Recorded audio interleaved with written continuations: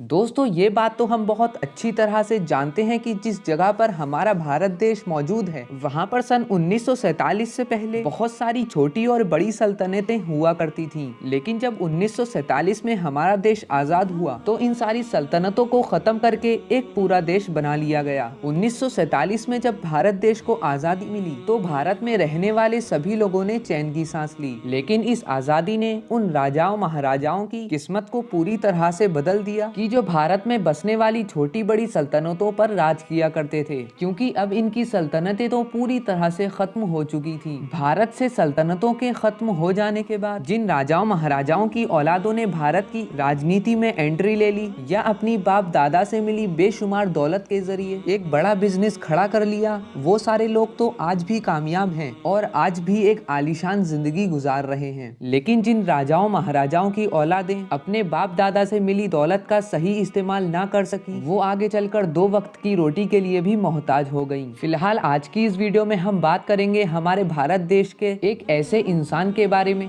और ये कोई राजा महाराजा की औलाद नहीं बल्कि खुद एक राजा था, इसलिए हम इसे हिंदुस्तान का आखिरी राजा भी कह सकते हैं। एक ऐसा राजा जो पैदा तो राजा महाराजाओं की तरह ही हुआ था, लेकिन इसका अंत उस अंधेरे में हुआ कि जहां सारे मालो दौलत की चमक दम तोड़ देती है। इस राजा के आखिरी दिन इतने खतरनाक और गुमनामी में गुजरे थे कि जिसकी कहानी सुनकर आपके होश उड़ जाएंगे। दोस्तों, भारत देश का ये आखिरी राजा कोई और नहीं बल्कि राजा ब्रजराज महापत्रा थे, जो भारत में ही बसने वाली एक छोटी सी रियासत यानी टिकरिया के राजा हुआ करते थे। कहने को तो टिकरिया नाम की ये सल्तनत बहुत ज्यादा छोटी थी, मगर हद से ज्यादा खुशहाल और अमीर मानी जाती थी, और ये रियासत आज के दौर के उड़ीसा के इलाके में हुआ करती थी। इस रियासत की बुनियाद 13वीं सदी में राजा ब्रजराज के बाप दादा ने उस वक्त में रखी थी कि जब दिल्ली सल्तनत पर राजा इल्तुतमिश का राज हुआ करता था। अब क्योंकि इस रियासत की गद्दी पर बैठने वाले ज्यादातर राजा महाराजा इंसाफ पसंद और नॉलेज को बढ़ावा देने वाले थे, इसलिए वक्त वक्त पर इस रियासत के अंदर बहुत अच्छे अच्छे स्कूलों का भी इंतजाम किया गया था। यही वजह थी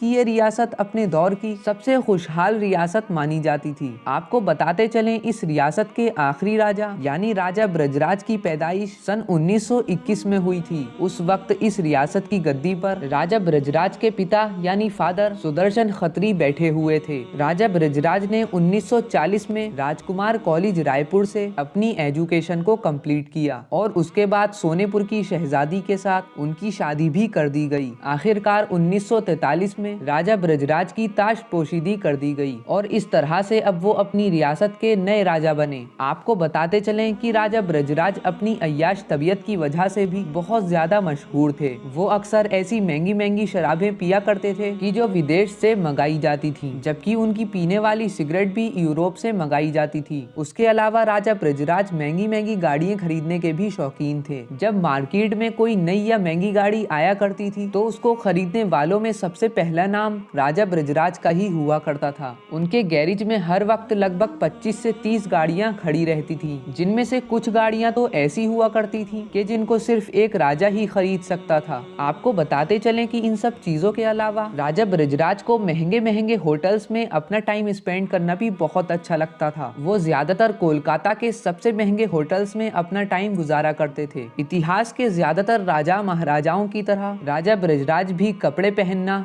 या जूते पहनना या इस तरह के अपने खुद के जरूरी काम करने के आदी नहीं थे, बल्कि इन सब कामों के लिए उनके महल में काफी नौकर हुआ करते थे। और आपको बता दें कि राजा ब्रजराज काफी मशहूर शिकारी भी थे। उनके बारे में ये बात मशहूर है कि उन्होंने अपनी जिंदगी में 28 चीते, 13 तेंदुए और एक ऐसे हाथी को भी मार डाला था कि जो हाथी उनकी रियासत में मौजूद खेतों को बर्बाद कर दिया करता था। राजा ब्रजराज की जिंदगी काफी ऐशो आराम से गुजर रही थी, मगर फिर एकदम से 1947 आया कि जब भारत देश को आजादी मिली। ये आजादी जहां भारत में रहने वाले आम लोगों के लिए खुशी लेकर आई, तो वहीं इस आजादी ने राजा ब्रजराज की किस्मत का पहिया पलट दिया। इंडियन गवर्नमेंट ने भारत में बसने वाली छोटी छोटी रियासतों की तरह यानी इनकी टिकरिया को भी भारत देश में मिला लिया, जिसके बाद अब टिकरिया इलाके के टैक्सेस या दूसरी आमदनियों पर राजा ब्रजराज का कोई अधिकार नहीं रहा। इसके बाद इंडियन गवर्नमेंट ने इनकी सारी प्रॉपर्टी के जिसमें आलीशान महल भी शामिल थे सब जब्त कर ली और इसके बदले में उनको सिर्फ 75,000 रुपए ही दिए गए। राजपाट खत्म हो जाने के बाद इनकी बीवी जो खुद भी एक रियासत की शहजादी हुआ करती थी वो इनसे अलग हो गयी और फिर यहीं से राजा बृजराज के वो बुरे दिन शुरू हुए जिसकी कहानी हर इंसान को रोने पर मजबूर कर देती है। दोस्तों क्योंकि राजा बृजराज अपने जाती काम करने के भी आदी नहीं थे बल्कि वो तो बचपन से ही नौकरों की एक बड़ी फौज में रहा करते थे। यही वजह थी कि उनके लिए अब कोई पेशा इख्तियार करना एक बड़ा चैलेंज था। गवर्नमेंट से मिले 75,000 रुपए भी धीरे धीरे खत्म हो गए और फिर एक वक्त वो आया कि उनकी जिंदगी सिर्फ उन पैसों के सहारे गुजरने लगी कि जो पैसे गवर्नमेंट की तरफ से उन्हें पेंशन की शक्ल में मिला करते थे। मगर इंदिरा गांधी के दौर में उनका वो वजीफा भी बंद कर दिया गया जिसकी वजह से राजा बृजराज गरीब तो हो ही गए बल्कि साथ ही साथ 2 वक्त की रोटी के लिए भी मोहताज हो गए। दोस्तों जैसा कि मैंने आपको पहले भी बताया कि भारत में ऐसे बहुत सारे शाही खानदान हैं कि जिन्होंने अपने बाप दादाओं की सल्तनतों को खत्म हो जाने के बाद भारत की राजनीति में हिस्सा ले लिया जिसकी वजह से वो आज भी एक अच्छी जिंदगी गुजार रहे हैं। बिल्कुल इसी तरह का मशवरा लोगों की तरफ से राजा बृजराज को भी दिया गया था और उनको एक बहुत बड़ी पॉलिटिकल पार्टी की तरफ से इलेक्शन में हिस्सा लेने का ऑफर भी दिया गया था, लेकिन उन्होंने इस ऑफर को ये कहते हुए ठुकरा दिया कि एक राजा को ये शोभा नहीं देता कि वो आम लोगों के दरवाजों पर जाकर वोटों की भीख मांगे। दोस्तों गवर्नमेंट के सही तौर पर ध्यान न देने की वजह से अब राजा बृजराज का वो इलाका के जहाँ पर वो रहा करते थे वो भी पिछड़े गाँव में बदल गया और इस गाँव में राजा बृजराज की हैसियत सिर्फ और सिर्फ एक बुजुर्ग की थी जिस बुजुर्ग की पूरी जिंदगी गाँव वालों की तरफ से मिलने वाली खैरात पर चल रही थी। सन 2003 में एक जर्नलिस्ट ने इनके गाँव में जाकर इनका इंटरव्यू लिया। जिस वक्त उनका ये इंटरव्यू लिया गया था उस वक्त राजा बृजराज की उम्र लगभग 92 साल हो चुकी थी। आपको बताते चलें कि इस जर्नलिस्ट ने लोगों को बताया कि राजा बृजराज उस वक्त एक ऐसे मिट्टी के मकान में रह रहे थे कि जिसको खुद उन्होंने अपने हाथों से बनाया था। इस मकान की झोपड़ी में जगह जगह पर होल भी मौजूद थे जिनको पॉलीथीन के जरिए बंद किया गया था। आपको बताते चलें कि इस जर्नलिस्ट ने लोगों को बाद में बताया कि राजा बृजराज के घर में सिर्फ और सिर्फ 2 कुर्सियां मौजूद थी और साइड में इनकी झोपड़ी में कुछ किताबें, एक टॉर्च और एक प्लास्टिक की बोतल भी मौजूद थी। इसके अलावा इनके घर में मकड़ियों के जाले के अलावा और कुछ मौजूद नहीं था। जर्नलिस्ट की तरफ से जब राजा बृजराज के लिए सवाल किया गया कि आप खुश हैं